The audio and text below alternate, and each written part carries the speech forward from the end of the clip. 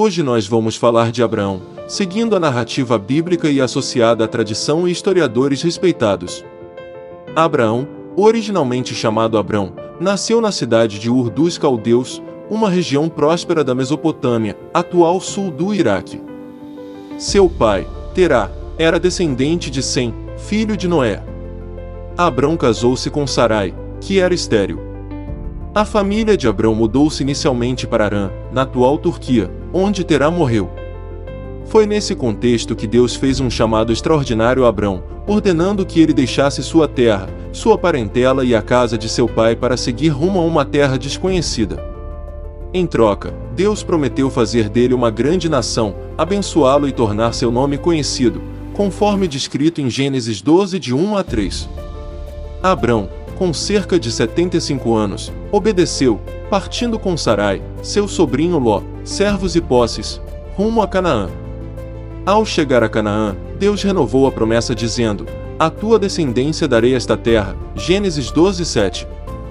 Porém, uma fome assolou a região, forçando Abrão a descer ao Egito.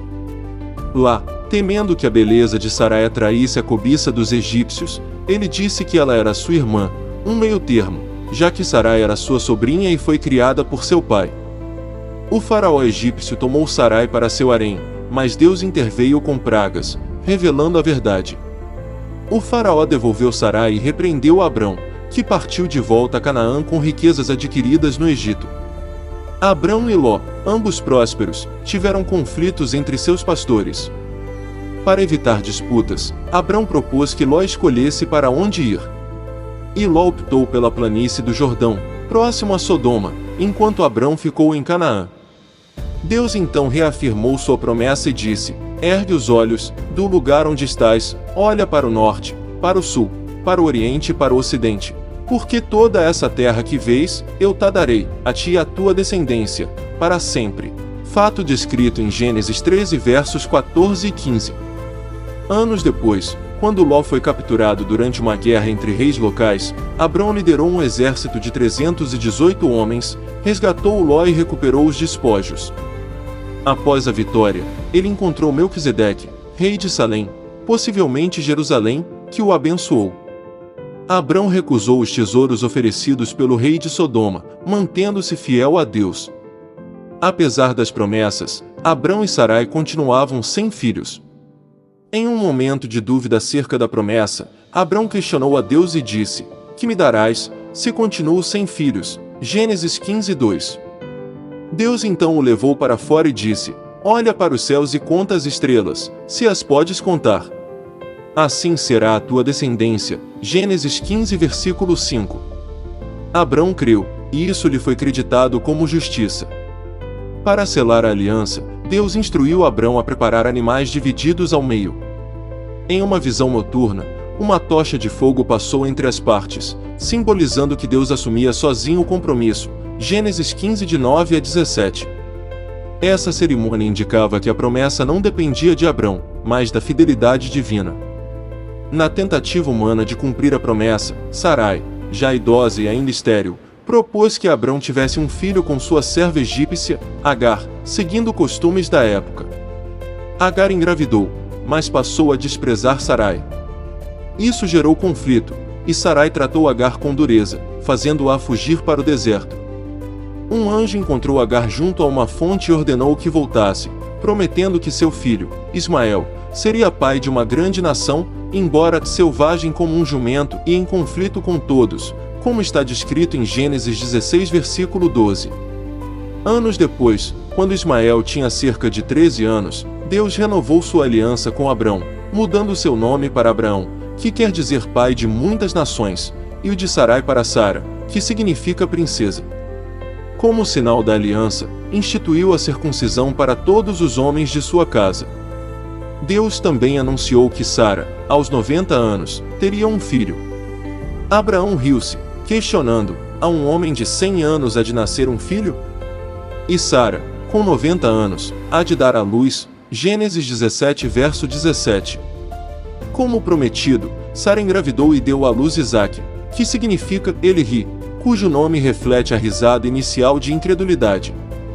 Durante a festa de desmame de Isaque, Sara viu Ismael fazendo piadas dela, e então exigiu que Abraão expulsasse Agar e seu filho. Abraão relutou, mas Deus o instruiu a obedecer, prometendo cuidar de Ismael. Agar, perdida no deserto de Berseba, quase se desesperou, mas um anjo a conduziu a um poço de água. Ismael cresceu e tornou-se arqueiro, habitando no deserto de Parã. Seus descendentes, os ismaelitas, são associados aos povos árabes. Algum tempo depois Deus revelou a Abraão que destruiria Sodoma e Gomorra por causa de seus pecados. Abraão, preocupado com Ló, que morava em Sodoma, intercedeu: não farás perecer o justo com o ímpio. Gênesis 18, 23. Ele negociou com Deus, perguntando se haveria misericórdia para a cidade se houvesse 50, 45, 30, 20 ou até 10 justos. Deus concordou, mas nem 10 justos foram encontrados. Então anjos resgataram Ló, sua esposa e suas filhas, mas a esposa olhou para trás e transformou-se em uma estátua de sal. As cidades foram destruídas com fogo e enxofre. Deus testou Abraão ordenando que sacrificasse Isaque, seu único filho, com Sara, no Monte Moriá. Sem questionar, Abraão partiu com Isaque e 2 servos.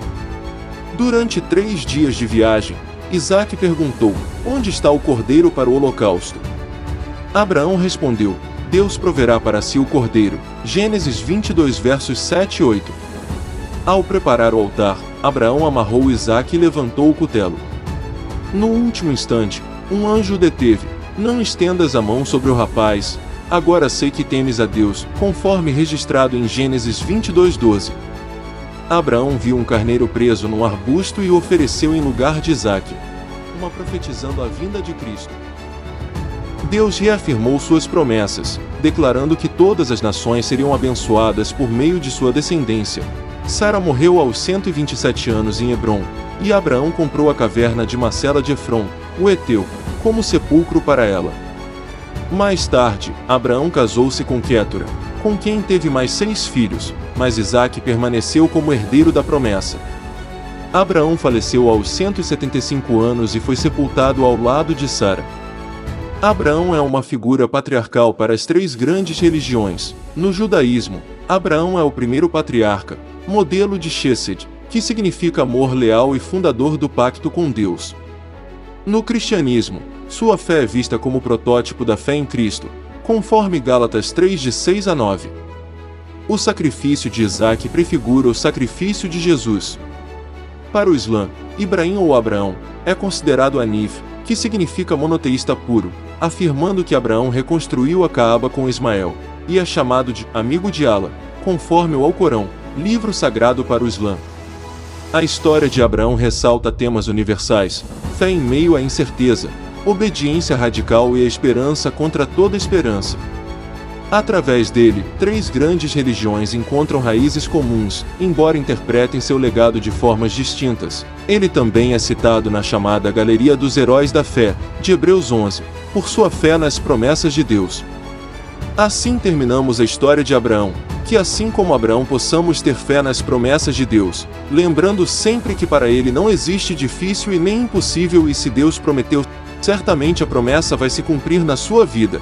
Que Deus te abençoe e até o próximo vídeo.